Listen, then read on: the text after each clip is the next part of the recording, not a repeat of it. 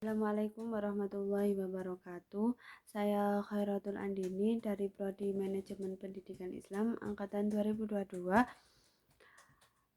kelompok 6, Muhammad Ainul Yakin. Di sini saya akan mereview materi Magasa kemarin tentang Ibnu IPPNU dan keorganisasian.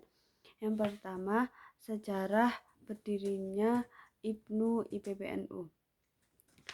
Ibnu IPPNU merupakan organisasi keagamaan di bawah naungan Nahdlatul Ulama, tempat berhimpun dan wadah komunikasi serta potensi generasi muda Indonesia secara utuh.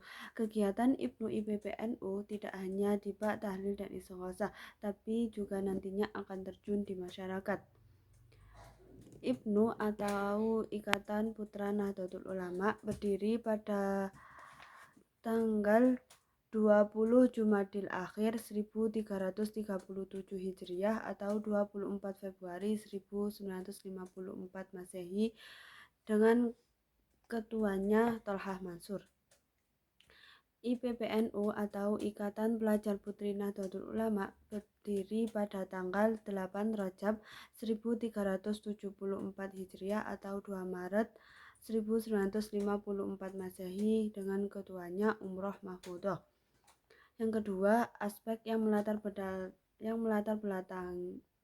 belakangi berdirinya Ibnu IPPNU.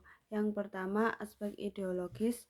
Yang kedua, aspek dengan keinginan untuk menjembatani kesenjangan antara pelajar dan santri. Yang ketiga, aspek sosiologis. Yang ketiga, tentang akidah dan asas. Akidah Ibnu IPPNU berdasar Islam dan Ahlussunnah wal Jamaah. Asas Ibnu IPPNU berdasar kepada Pancasila dan Undang-Undang Dasar 1945. Yang selanjutnya tentang sifat, fungsi, tujuan Ibnu IPPNU. Yang pertama, sifat organisasi yaitu keterpelajaran, kekadaran, kemasyarakatan, kebangsaan, dan keagamaan. Yang kedua, fungsi Ikatan Pelajar Nahdlatul Ulama dan Ikatan Pelajar Putri Nahdlatul Ulama yaitu wadah perjuangan pelajar Nahdlatul Ulama. Yang kedua, wadah komunikasi, interaksi, dan integrasi. Yang ketiga, wadah kekaderasi. Yang selanjutnya, tujuan Ibnu IPPNU yaitu terbentuknya pelajar bangsa yang bertakwa kepada Allah Subhanahu wa Ta'ala. Yang terakhir yaitu lambang organisasi Ibnu IPPNU. Lambang organisasi Ibnu berbentuk bulat, artinya kontinu atau terus-menerus. Dan lambang IPPNU berbentuk segitiga, artinya iman, Islam, dan ihsan. 2 garis tepi adalah 2 kalimat syahadat. Yang selanjutnya tentang keorganisasian. Pengertian organisasi merupakan sekelompok orang yang memiliki tujuan yang sama dan terstruktur, atau wadah sebagai tempat berproses dalam bentuk kerjasama antara sejumlah individu untuk mencapai tujuan bersama yang ditentukan.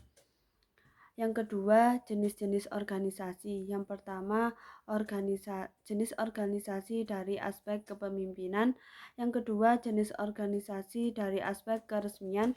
Yang ketiga, jenis organisasi dari aspek tujuan. Yang keempat, jenis organisasi dari aspek kewilayahan.